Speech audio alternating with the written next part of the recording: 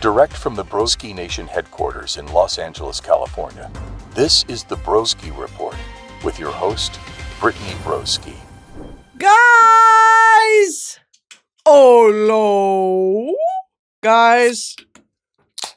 Oh, man. It never gets better than that. And let me just go ahead and address the elephant in the room. There is a small colony of the Mucinex green fat monster in my nose right now. I am the host, okay? A parasite has entered my body and is fiending for my lifeblood, for my life source, and it's winning, okay? The Mucinex, the little fat green monster, the Mucinex monster, it's winning. And there's not much I can do about it. You know, you just gotta let it run its course. But ultimately, I don't know if it's a sinus infection. I don't know if it's my body succumbing to, all the bullshit I put it through, or if it's just maybe a head cold. I was going to Google it, but first, something I know will cheer me up. A blueberry Redbull. Wow. It's never not good. And let me tell you something too, that fucking Juneberry flavor, don't piss me off. Some of you guys tag me in Instagram stories and you say, on my Brittany Broski shit, and it's the Juneberry flavor. That is the most disrespectful thing you could ever do to me. When have I ever spoken about Juneberry Redbull? It's just not even good. Blueberry, honestly, it's like a coveted flavor. Blueberry, most gas stations will carry it, and if they don't, you're missing out. That coconut flavor, I'm not fucking with it. Juneberry, I'm not fucking with it. That kiwi peach one, kind of delicious. They have another one that's like passion fruit. It's just nothing compares to the blueberry. I will go for a different one if I have to. The watermelon Red Bull, I OD'd on one time, and OD'd in the most, ambiguous of terms, ambivalent of terms, because I mixed it with Tito's vodka. IU vodka. I am going to actually put my phone on Do Not Disturb. Nobody please message me. Please, y'all, I'm working right now. I'm on the clock right now. Anything y'all need from me, it's going to have to wait, y'all. I'm so sorry. Yeah, I love y'all though. Okay, y'all be good. I'll talk to you later. Okay, when you go to... Oh, yeah, I kind of overdid it on Watermelon Red Bull. I've talked about this before. I pre-gamed one night. Watermelon Red Bull is essentially, it's Red 40.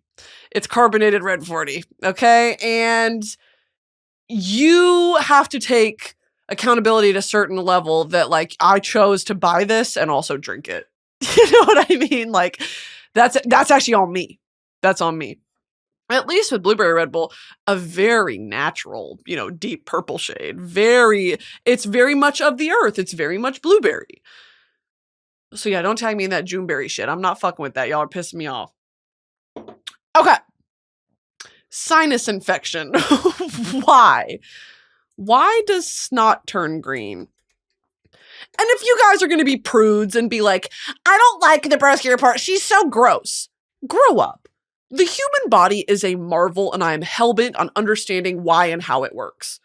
Everything in life has the inclination to us perishing. All signs point to human life ending, okay? Yet we prevail. We're like fucking roaches. I swear to God, everything should have killed us by now. And now we're half composed of microplastics and formaldehyde, and we're being embalmed alive. We're being preserved. And I think that's beautiful. Okay. Green snot, also known as nasal mucus, is typically caused by an underlying infection or inflammation. Awesome. Bacterial or viral infections. Awesome. Such as the common cold, flu, or sinusitis, can cause an increase in white blood cells in the nasal passages. These cells release enzymes that contain iron, which can give the snot a green color. Snot at the end of a cold can be yellow or green. Let's go! Indicating your immune system is still actively fighting the infection, as these colors are caused by dead white blood cells and other... Okay, now see, this is tea! Doctors and nurses out there, I get it. For some people who have a genuine interest in like medical, this is tea, because the human body is magical. It's magical. It's magical. As these colors are caused by dead white blood cells and other debris from the immune response. As you fully recover, you can expect your snot to become clear again. Of course I knew this. Like, I've been on this earth for long enough to know that, like, when your snot's green, you're sick. But it's good to know that you're at the tail end of being sick. Why does your snot change colors? Don't judge your mucus by its color. Yeah, we're going to Harvard Health. Whoa! We have a lot of mucus. The lining of the nose and sinuses makes a liter or more per day. 1 liter. Images. What? Ew! Ew! Ew! Like one of these smart water bottles? That much fucking mucus? Damn, I'm snotted up. My shit's snotted up. I'm clotting. I'm about to clot. Before getting into why, okay, we do have a lot of mucus. The lining of the nose and sinuses makes a liter or more per day. Think of mucus as the body's own moisturizer. It's found on the tissues within the body, such as the lining of the nose, sinuses, and mouth, that come into contact with elements from the outside world. These lining tissues, also called mucosa, have a tendency to dry out and crack if there's too little moisture so mucus serves as important when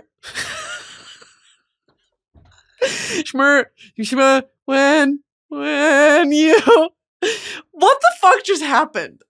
Sometimes I short circuit. You know Joey and Frankie from the basement? When Joey sometimes, he does the same shit I do. You'll get talking or your brain's moving faster than your mouth and you just, and then you get frustrated. There's that one clip of him doing that where he says something and then he looks straight into the camera and turns around and grabs a phone off the wall and yells into it. That is so funny. And he is so me because that's literally me on this fucking podcast. Okay. The guy who does the Hugh Jackman. From now on. That's one of the funniest bits that's ever happened on the internet, by the way.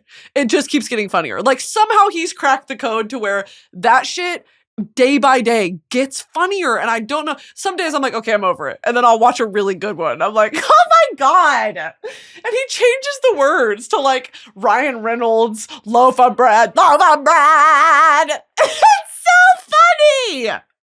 Okay, back to mucus. Mucus is thick and sticky. It's getting sticky. It's getting sticky. It can trap dust, bacteria, or other unwanted passerby in our environment and prevent them from entering the body. Mucus also contains elements of the immune system, such as white blood cells and antibodies, that kill any bothersome trespassers it catches. There may even be other functions of mucus that haven't been discovered. Wow. The body's kind of like the ocean. We'll only discover about 17% of it. The rest of it is total mystery. Rest of it's total fucking mystery. When the white blood cells in the mucosa encounter an irritant or infectious organism, they respond by producing enzymes to repel the invaders. These enzymes contain iron, and that's one of the reasons nasal discharge may be green. And if the mucus sits around, as when you're sleeping, it becomes more concentrated and so may appear darker yellow or green. Now that is interesting. I always thought if it was darker, that means it's getting worse. But maybe it just means you were sleeping real good. This is the natural order of things. Whether the offending agent is a virus, which is the most common cause of sinus infection, or a bacterium. Okay, we can move on. A liter of mucus a day is nuts. We're some sick, nasty creatures. Okay, let's talk about something that I really, really want to talk about today. Guys, my collaboration with Trixie Cosmetics is out! Add some celebratory music. Yes! To the moon. I am American, red, white, and blue. Me and Trixie. Guys, long time coming. We've been working on this palette for damn near 3 years. For real. Like, on and off. It's been in production. It's been like, we want to make sure that it's right. We went through a lot of different ideas and we finally landed on this. We went through a lot of different products, finally landed on this. So what it is we'll put the website in the description. We can put the product up here on the screen. It is a palette, eyeshadow palette with a cheek, a gorgeous cheek. Oh, also we did a video on Trixie's channel, so go watch that. It's a blush, it's some eyeshadows, it's 2 sets of lashes, it is a lip liner and a lipstick. And it's all old Hollywood, classic, glamorous, silver screen, Tinseltown, Beverly Hills themed. Because Trixie and I are both transplants to Los Angeles. Like, we are not from here originally. I think it's fun that, especially Trixie being a drag queen, like, this idea of what classic beauty and glamour is kind of, it's been campified. It's been kind of almost cartoonized. And I feel the same the way that I pull references from those kind of eras, you know, of like the 20s, 30s, 40s. It's almost like this whimsical, unreal time period. And I mean that in terms of the media coming out of that time period, not the historical events. Fucking bitch. Obviously, I'm not talking about that. I'm talking about like the classic, this is where our idea of 21st century beauty really stems from. And it's fun to play with those references. So this was such a fun thing for us to collaborate on and to create into, I think, what is the perfect palette. It's an interesting color story that's deeply wearable. It matches this time period that we're talking about. And I think it'll look beautiful on any skin tone. I mean, it's just, I wanted to include neutrals, some fun colors. The blush is a stunning color, and then some glitter. We've got some glitters in there, really gorgeous. Trixie Cosmetics makes really gorgeous pressed glitter pigment, so I'm excited for y'all to get your grubby little hands on it and test it out. Let us know what you think. The packaging is stun. I'm so happy with how it came out. But that's out now, so go grab it.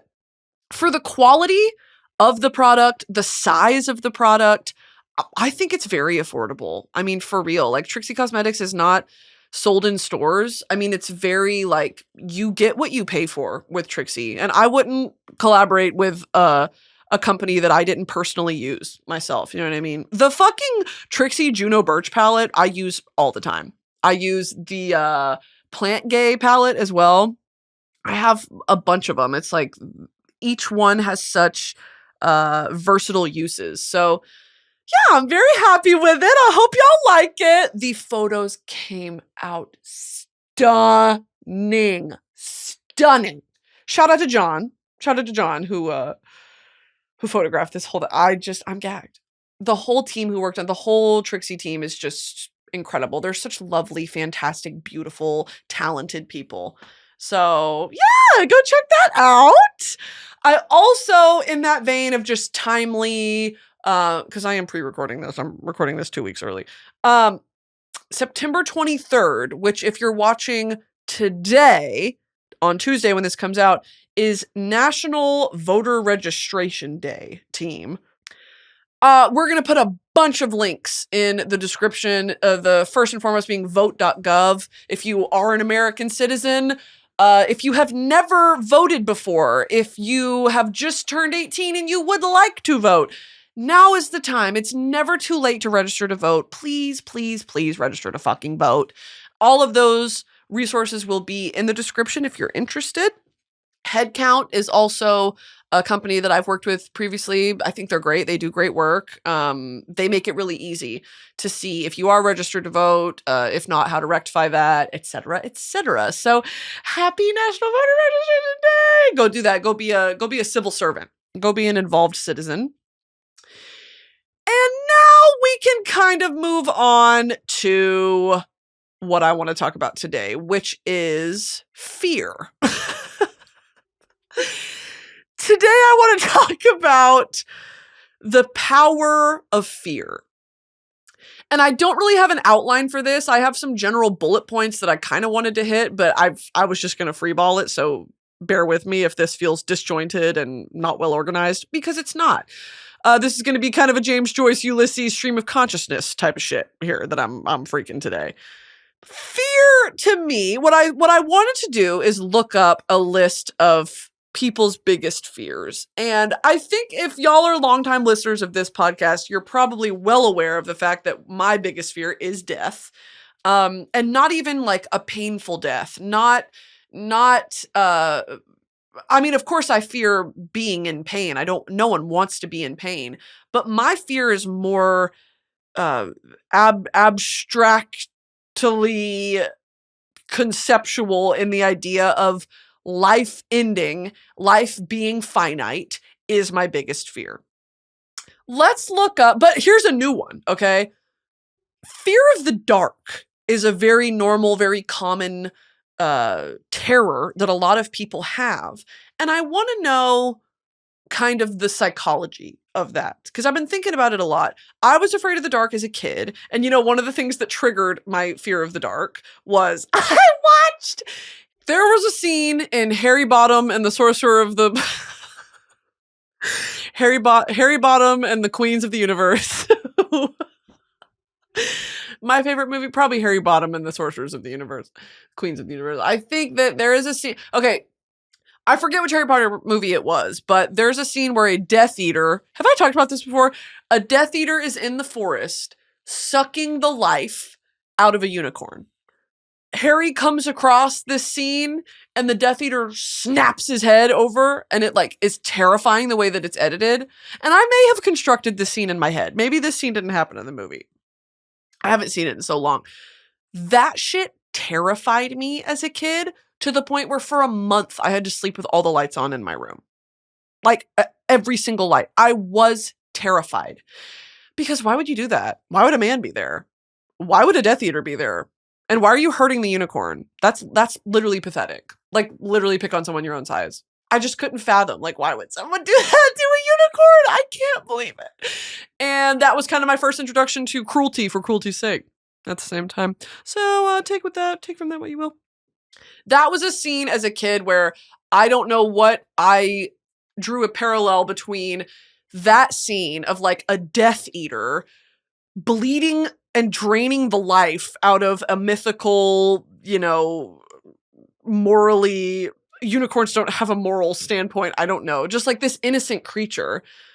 Why did I link that to a fear of the dark? I did not want to be alone in the dark, because alone in the dark means those sort of visions, that imagery will resurface if I have no other stimuli, because fear is such a powerful emotion and it's such a powerful cognitive force. So I want to look up why or what are the top fears people have. This is from Chapman News, news.chapman.edu. Over the past decade, 3 Chapman researchers, and from the top, and 3, 2, 1, go. Freddie from iCarly. Over the past decade, 3 Chapman researchers have explored the psyche of America, uncovering the top fears that haunt the nation. It's a cool-ass website design. The Chapman University Survey of American Fears has been changing how sociologists think about the impact of fear. Okay, here they are, the top 10 fears of 2024, by the percent of very afraid or afraid. Number 1, corrupt government officials. Yeah. Which is a very, very, very, very valid fear. And it is not even an unfounded, because sometimes it's I'm afraid of the dark. Maybe that's unfounded, only because I'm afraid of the unknown. Oh, I'm afraid of spiders. I'm afraid of snakes, whatever. Yes, there's a threat there, but that's kind of this baseline Maslow's hierarchy of needs type of fear. That's affecting your physical safety. So it is valid and primal to be afraid of that thing. This is more high level of I am afraid of what life and my reality will look like, what that will shape up to be because of the corrupt government officials that have the power to negatively affect my reality. 65%, very afraid. Number 2, people I love becoming seriously ill. Yeah, actually fucking totally. 58.4%. Number 3, cyber terrorism. 58.3%. More on that later, maybe, because my thing is of course, cyber terrorism is terrifying, but I've always had this piece of me, like this common denominator of my internet experience where I have accepted, probably stupidly and naively, I never said I was intelligent, that my information has like been online since I was in middle school. Like for real. My data has been sold and resold and resold and bought and resold to the point of like, I made a decision early on in my life with little to no agency of, I want access to this thing, and I'm not really educated enough or interested enough to know what I'm sacrificing in order to get access to that thing. Does that make sense?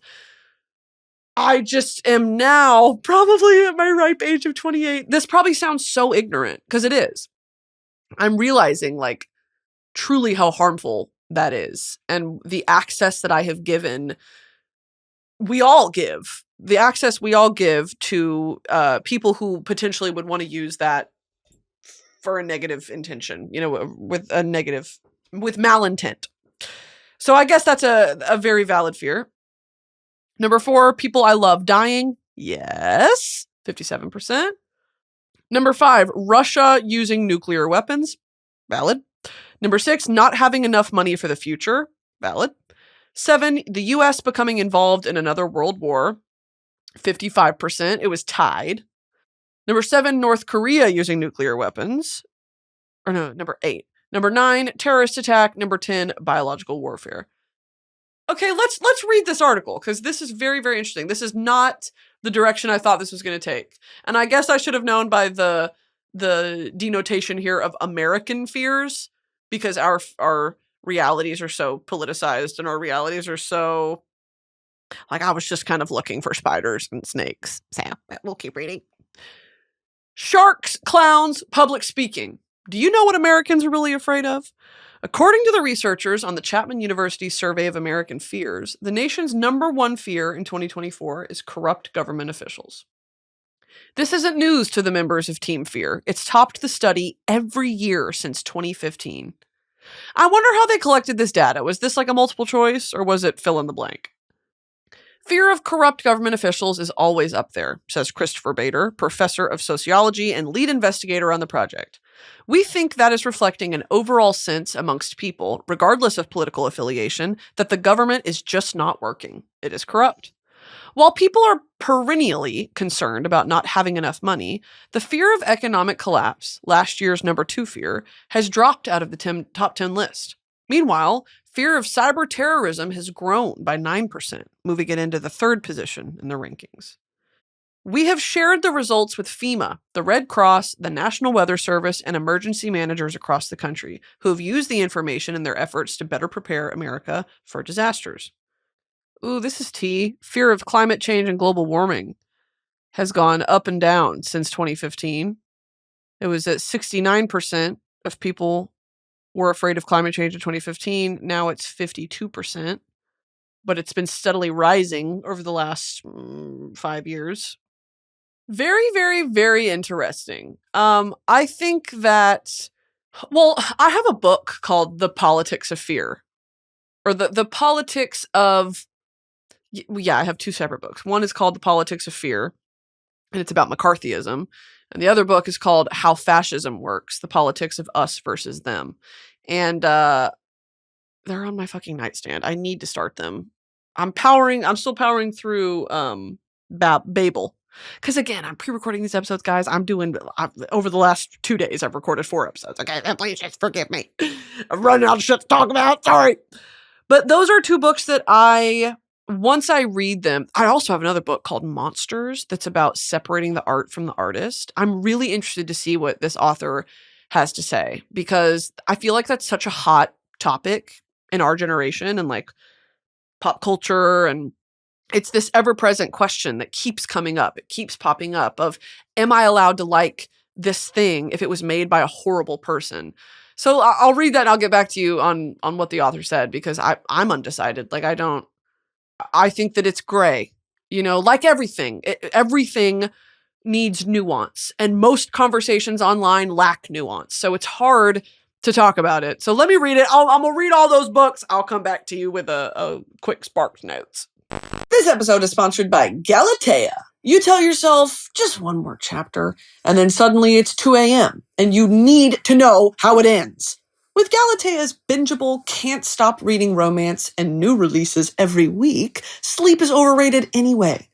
Galatea is a reading app where anyone craving a little me time can dive into a library of romance stories that leave you feeling recharged and fulfilled. There's over 1,000 bestsellers to choose, from shifter romance to bad boy billionaires, forbidden love, slow burn fantasy, teen drama, and much, much more. Galatea is home to original series and standalone stories with an exclusive catalog of best-selling authors. With new chapters and series dropping every week, there's always something new to explore. Over 30 million people have fallen in love with reading on Galatea. Join now to indulge in stories that make you feel like yourself again. Right now, Galatea is offering my listeners an extra 25% off on top of an already irresistibly affordable subscription when you go to galatea.com/broski. That's GALATEA.com/broski to indulge in unlimited stories for even less. Galatea.com/broski. This episode is sponsored by SeatGeek. Guys, it's fall. Autumn for all my European listeners. And I'm so excited to go to some concerts later this year, which is why I want to give the sponsor of today's episode, SeatGeek, a huge shout out. With over 28 million downloads, SeatGeek is the #1 rated ticketing app. There's more than 70,000 events listed on SeatGeek, including concerts, sports, festivals, and more. Right now, you can get tickets to Lorde, Renee Rapp, Benson Boone, Dua Lipa, Chris Stapleton, Gaga, Tate McRae, The Lumineers, Hozier, so many more. I love using SeatGeek. I found SeatGeek recently to get my Ethel Cain tickets. Yes! SeatGeek has your back. Each ticket is rated on a scale of 1 to 10, so you know you're getting a good deal. Look for the green dots. Green means good, red means bad. Plus, every ticket is backed by their buyer guarantee. And you know I came through for you guys. You can use my code BROSKI2025 for 10% off your next set of tickets at SeatGeek. That's 10% off tickets with promo code BROSKI2025. Make sure you click the link in the description to download the app and have the code automatically added to your account so you can use it later. Thanks, SeatGeek!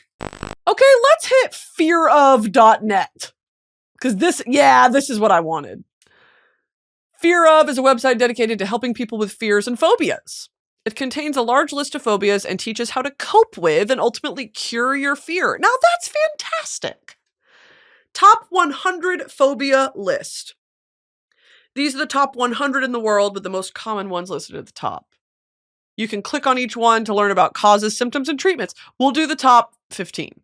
I'm sure maybe you guys want to play along. We can try to predict what each one's going to be. Let's start at 15. A tichiphobia. This is going to be, honestly, this is an etymologist's dream. All of these phobias, these are all just going to be like Latin roots and prefixes and fucking whatever. Atichiphobia, the fear of failure. It is the single greatest barrier to success. Valid. Fear of failure is really, really, that's a slept on one. That's one that's really slept on, I think. Number 14, monophobia. The fear of being alone, even while eating and or sleeping. I know some people who don't, this feels a bit more abstract, right? Like some people cannot be alone, actually, like from if it's a trauma response or whatever, but some people just prefer not to, and maybe their behavior reflects that in kind of a self-destructive way. Serial monogamists might suffer from monophobia. Number 13, glossophobia, the fear of public speaking, not being able to do speeches. And I wonder why? I've never had this fear. I don't know if you guys can tell. The exact cause of glossophobia is unknown, but it's likely that certain traumatic events in one's past as a child or even as an adult might have led to this fear of public speaking. Often, the individual coping with this phobia might avoid speaking in public for so long that what begins, as normal anxiety might turn into full-blown glossophobia. Most individuals who suffer from the fear of public speaking are also low on self-esteem, expect perfection in everything they do, seek constant approval, or expect failure. Wow, get into that. In the case of traditional or orthodox treatment for glossophobia, beta blockers may be prescribed for soothing anxiety, controlling shaking or trembling, and also for lowering heart rate. There are several restrictions on taking such medicines. One must especially speak to a doctor about these meds when suffering from diabetes, depression, or heart rate. Okay. Many public speaking courses, associations, and clubs are dedicated to help individuals alleviate their fear of public speaking. Talk therapy, cognitive behavioral therapy, and counseling can help people. Hypnosis, positive visualization, meditation, and even acupuncture. Getting a tattoo because you're afraid of public speaking. You just have to look sick. Have you thought about looking fucking cool? Okay, then I wouldn't be afraid of public speaking. Maybe get a bomb haircut. Okay, back to the list. Number 12. Thanatophobia, the fear of death. Bro, there's a name for it? Thanatophobia. Even talking about death can be hard. Oh, I don't know if I want to read this. Oh, I don't know if I want to read this. Oh, here we fucking go again, guys. I've recently got a clip on my own For You page of me talking about my fear of death and how I was reading through that article that was like a really genuinely sweet and beautiful, eye-opening article about you only get one life, live it well. And like live it well and live it together. That was kind of the gist of the article. And I was crying, I was sobbing. And so if I start crying again, don't mind me. It's my biggest fear. Oh, that, it's just my biggest fear. Oh, that, it's just the absolute Achilles heel of my entire existence and being. So yeah, don't mind me. I'll just move on really quick. The extreme and often irrational thought of fear or death leads to the phobia known as thanatophobia. And before we move on, and yes, I'm stalling, Thanatos. Thanatos, etymology.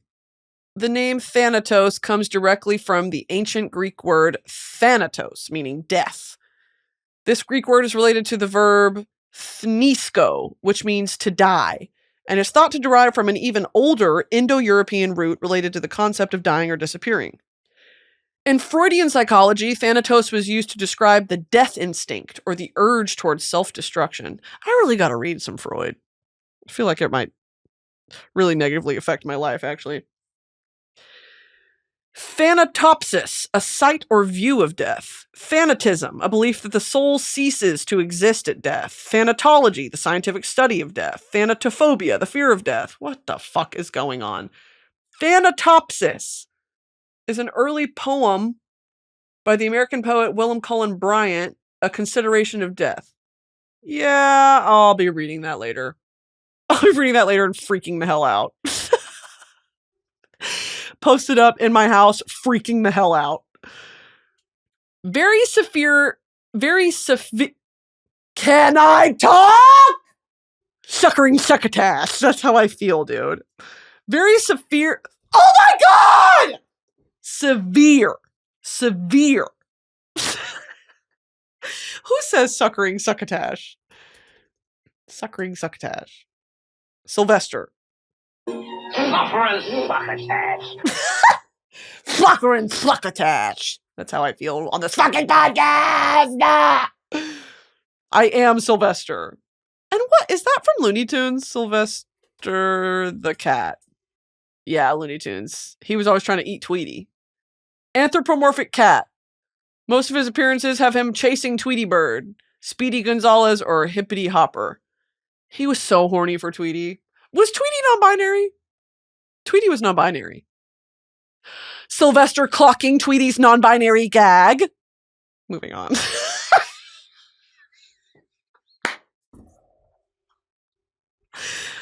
Moving on. Okay. Why do you guys listen to this podcast?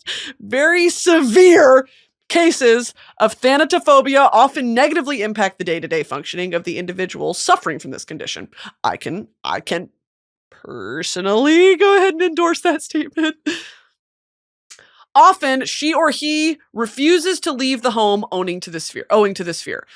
The talk or thought of death, or what lies after death, can trigger panic attacks in the patients. It's also known as the fear of entombment, or the fear of being buried. Yes, that's a fear of mine. Dying phobia, fear of cremation, fear of the unknown. Okay, here's what they have to say about the causes. And again, like, I don't know if there is a cause. It's just kind of a general You know that saying that's like, men come to revelations of things that women thought about when they were 9.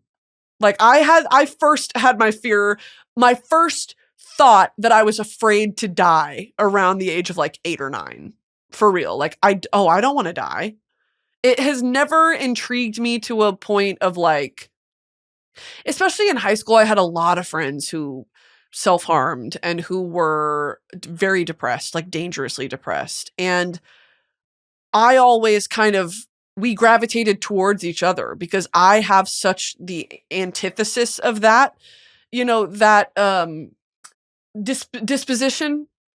And I think that, things happen for a reason. People come into your lives for a reason. And I was able to provide, a flip side of that sensation, that feeling of like, I don't want to be here anymore because I'm on the complete other end of the spectrum of like, I don't want to leave this place.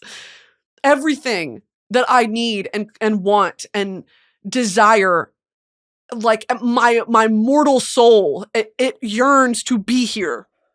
And it just like, I think that's but that can get kind of murky. You know what I mean? You're not helping each other. You're kind of just talking at each other. Anyway, I'll go ahead and move on. Causes. As is the case with several other kinds of fears and phobias, the fear of death also results from external events or internalization or predisposition of extreme concepts about death. As children, we learn that death is inevitable and non-predictable, but this knowledge can paralyze or overwhelm the person.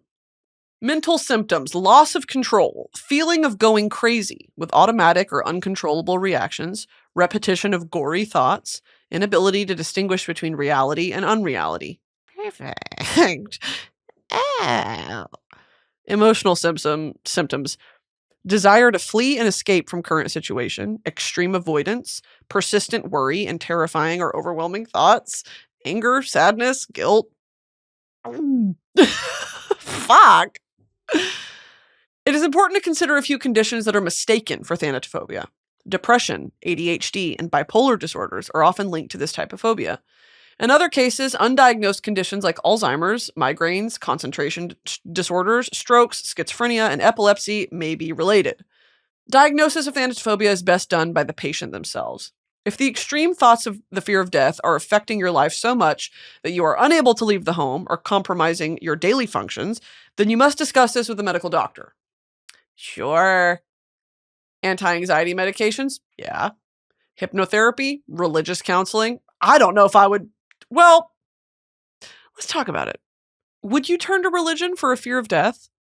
Because here's the thing with religion. If you're talking about death in the context of religion, that's like, to me, and I'm speaking as myself and my troubled past with Christianity, if you are given now on top of this baseline anxiety of, I don't want to die, I am afraid of dying, and this being it, and there being nothing after this, why would you then give me a list of things that I have to do to ensure, which is never solid, it's not guaranteed, that gives me more anxiety. What if I do all these things? I live my life according to your doctrine that you have created. Who fucking knows if it's divine? Who fucking knows if it's gifted from some holy power?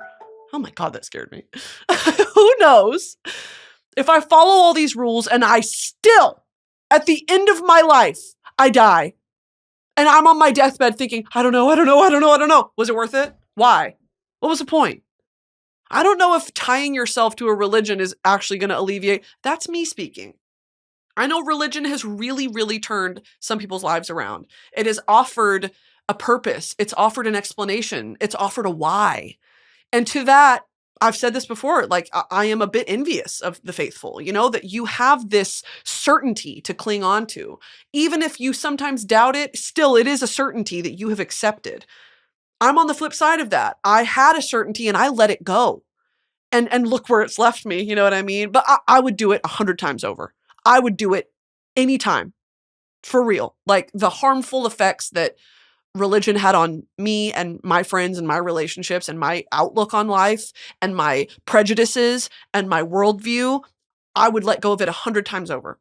So I don't know. I think it depends on, are you being responsible with your relationship to religion and what religion is offering you? And are you impeding on or limiting someone else's way of life by practicing your religion? That is the asterisk that I would put by that. Talk therapy, neuro-linguistic programming, cognitive behavior therapy, relaxation techniques. I will say controlled breathing does help. Sometimes I gotta... When me and Elizabeth and Paige were in Ireland, we were going to a function one night with some sexy Irishmen there, okay? And we were nervous as fuck. We were so nervous. And we were talking, me and Elizabeth were like, I feel like that fucking RuPaul video where he laughs and then like takes a deep breath. And I went to search it on TikTok and it popped up, RuPaul laugh and blow. Yeah, I'm laughing. RuPaul laugh and blow. And guess what? That's exactly what I wanted. I pulled it up and that was exactly the video. Self-help techniques, group therapy with other patients suffering from thanatopia. It really be a bunch of mentally ill bitches saying, exactly. That's what that would be. Me like, I'm afraid of dying is my biggest fear. Exactly. Say that, twin. Yes.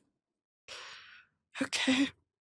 In conclusion, thanatophobia is a complex phobia which, if left untreated, can touch every aspect of the individual's life. Fuck this website. This shit is not helping. However, here we go.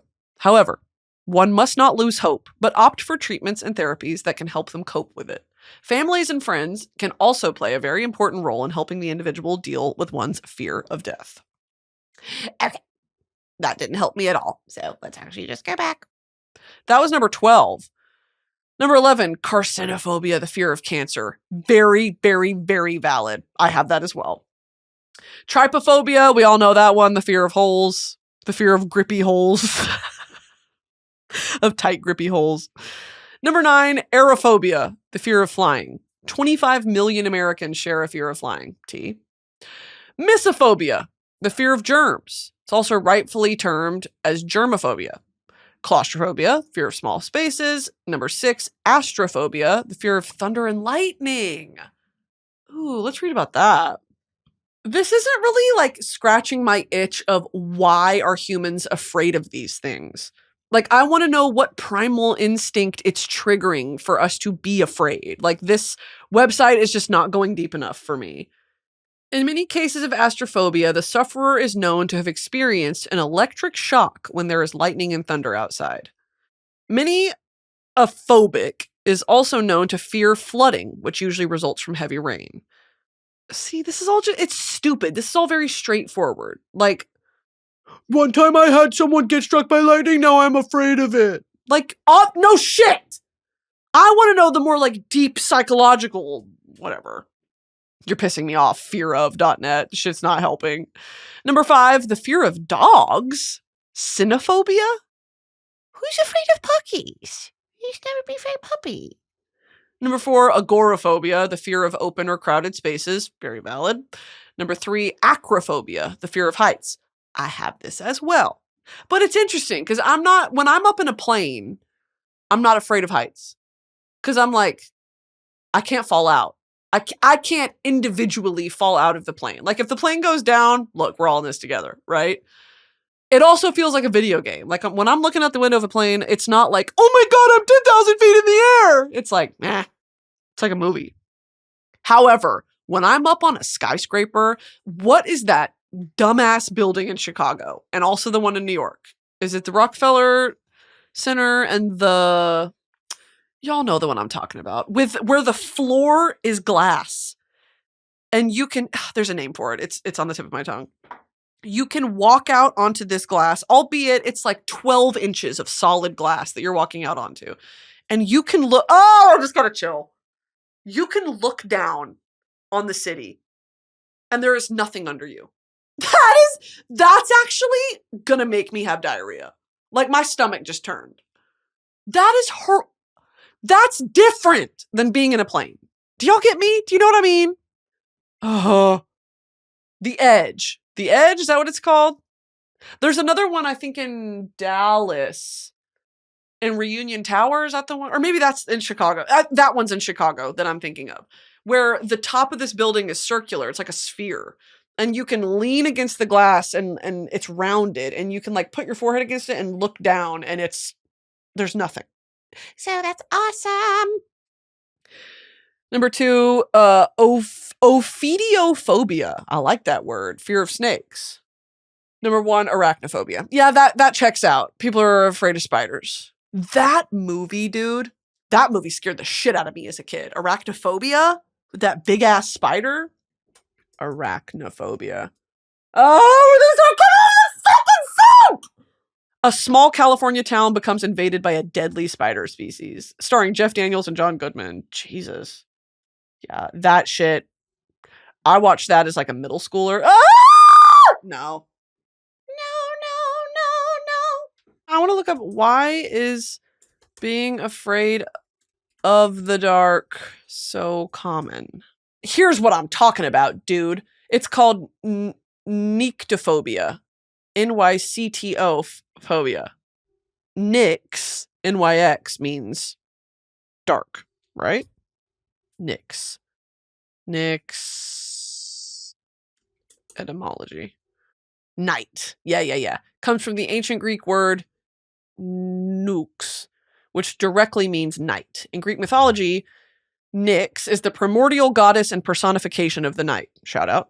A shadowy figure present from the beginning of creation. The Latin equivalent of Nyx is Nox. And that's why in Harry Potter they say Loomis and Nox. Thank you. Also, Hosier's song, Son of Nyx. He's so good. He's so fucking good. Let's go back to, why is being afraid of the dark so common?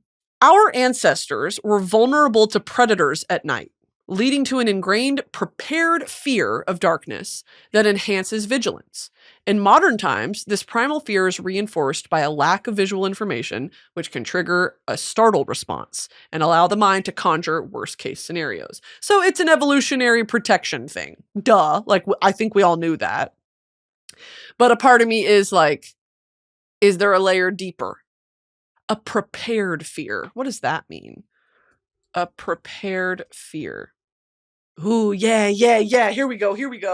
We're on Wikipedia now. In psychology, preparedness is a concept developed to explain why certain associations are learned more readily than others. For example, phobias related to survival, such as snakes, spiders, and heights, are much more common and much easier to induce in the laboratory than other kinds of fears. According to Martin Seligman, this is a result of our evolutionary history. The theory states that organisms which learned to fear environmental threats faster had a survival and reproductive advantage. Consequently, the innate predisposition to fear these threats became an adaptive human trait. The concept of preparedness has also been used to explain why taste aversions are learned so quickly and efficiently compared with other kinds of classical conditioning. Classical conditioning meaning like Pavlovian? Yes. Classical conditioning, I'm sure everyone here knows, or if not, well, you're about to learn. Pavlov and his dogs was a famous theory. I can probably let me read it. Ivan Pavlov, the Russian physiologist, studied classical conditioning with detailed experiments with dogs and published the experimental results in 1897. In the study of digestion, Pavlov observed that the experimental dogs salivated when fed red meat. Pavlovian conditioning is distinct from operant conditioning, which is instrumental conditioning, through which the strength of a voluntary behavior is modified, either by reinforcement or by punishment. Basically, Pavlov's experiment was you would ring a bell and the dog would begin to associate that with being fed. I believe so. Let me click on it. But let me make a prediction. That is what I remember it to be. And it got to a point where you would ring the bell, the dog would start salivating, and then there would be no food. So they've been conditioned. Right, if you've ever heard of that, like Pavlovian conditioning, that was the actual experiment. Yeah, I'm so fucking smart. The process involved repeating pairing of the neutral stimulus, a bell, with the unconditioned stimulus, food, leading the dogs to salivate at the sound of the bell alone. That was the takeaway of Pavlov's dogs. Now going back, together with operant conditioning, which means what? Operant conditioning originated with Edward Thorndike, whose law of effect theorized that behaviors arise as a result of consequences as satisfying or discomforting. Ah. In the 20th century, operant conditioning was studied by behavioral psychologists who believed that much of mind and behavior is explained through environmental conditioning. Reinforcements are environmental stimuli that increase behaviors, whereas punishments are stimuli that decrease behaviors. Okay, got it. Both kinds of stimuli can be further categorized into positive and negative stimuli, which respectfully involve the addition or removal of environmental stimuli. So that's different than classical conditioning, which is just you associate something with something else. Classical conditioning and operant conditioning became the foundation of behaviorism, a school of psychology which was dominant in the mid-20th century and is still an important influence on the practice of psychological therapy and the study of animal behavior. Classical conditioning has been applied in other areas as well. For example, it may affect the body's response to psychoactive drugs, the regulation of hunger, research on the neural basis of learning and memory, and in certain social phenomena such as the false consensus effect. We'll have a look! Of course, we'll have a look!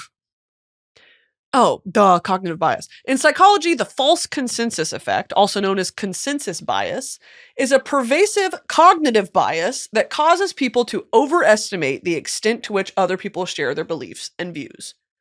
So all of TikTok, bro? So TikTok.gov, bro? It is the tendency to see their own behavioral choices and judgments as relatively common and appropriate to existing circumstances. In other words, they assume that their personal qualities, characteristics, beliefs, and actions are relatively widespread through the general population. The false consensus is significant because it increases self-esteem. Very, very tea. God, yeah, I bet y'all didn't think. I know I got a lot of psychology majors in Broski Nation because you bitches are fucked up, and I love you for it. And because you're fucked up, you have a deep-rooted desire and curiosity to learn about the human brain, which I love because I have the same thing. I know this probably feels really rudimentary and like elementary to you, but I think it's so important. I took a sociology and psychology class like a summer between sophomore and junior year of college, and I really was into it, but it gets to a level that's like, okay, if this isn't my major, I'm not going to go ham on this. You know what I mean? Like I was taking it as a required elective.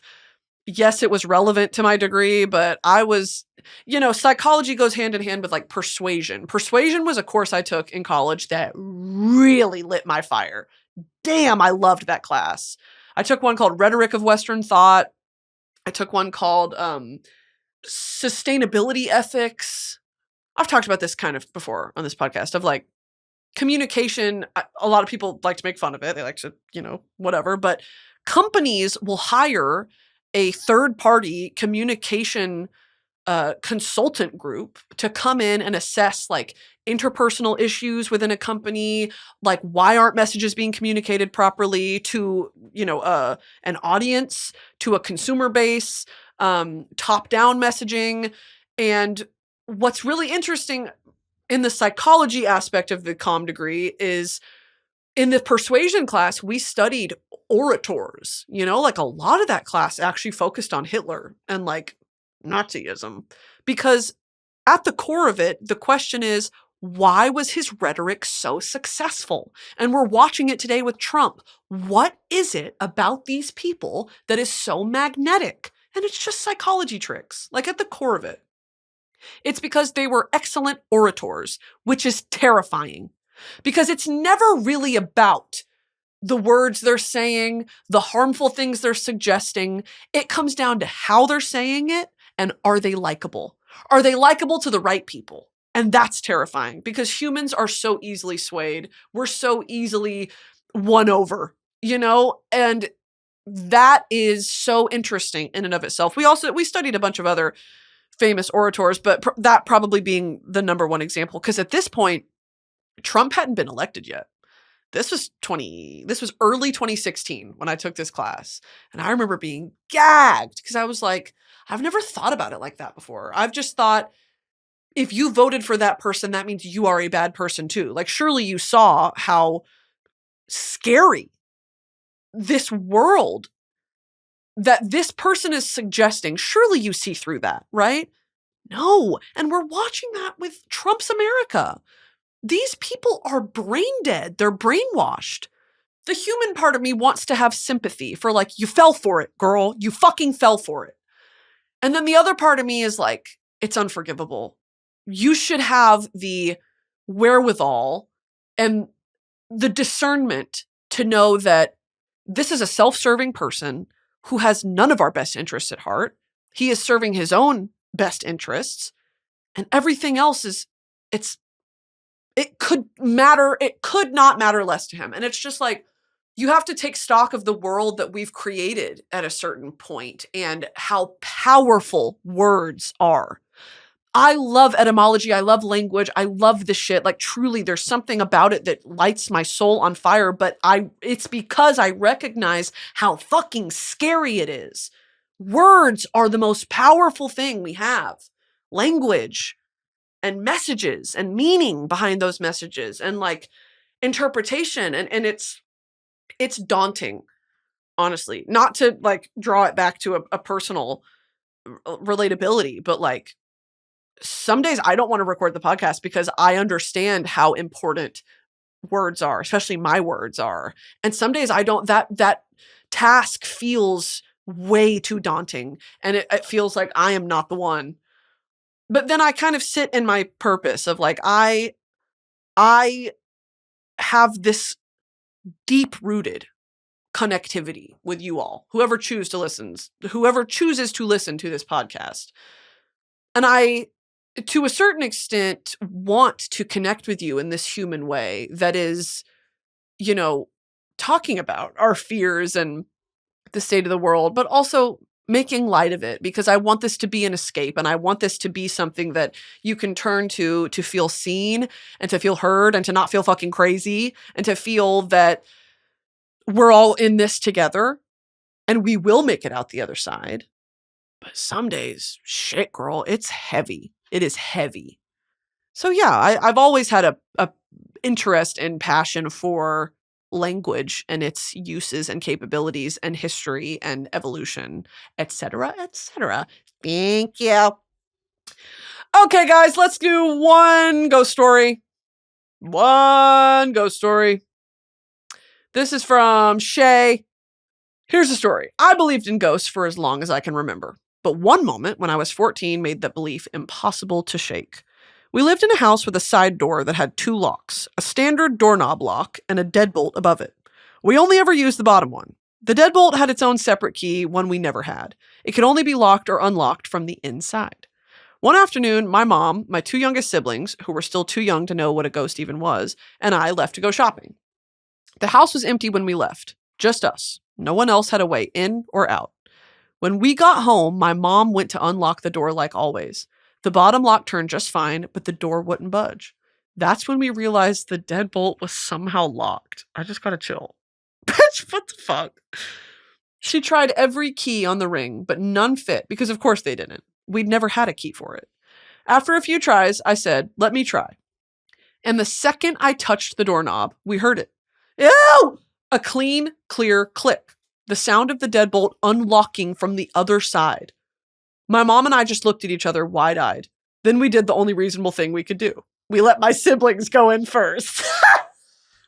Yeah, you guys go check that shit out. We'll be out here. You guys go play. Girl, what the hell? Ew, I don't like that. I do not like that. Thank you for sharing, Shay. Maybe you've got the gift of the gab. You've got the gift of the touch. You're touched. Okay, let's do songs of the week.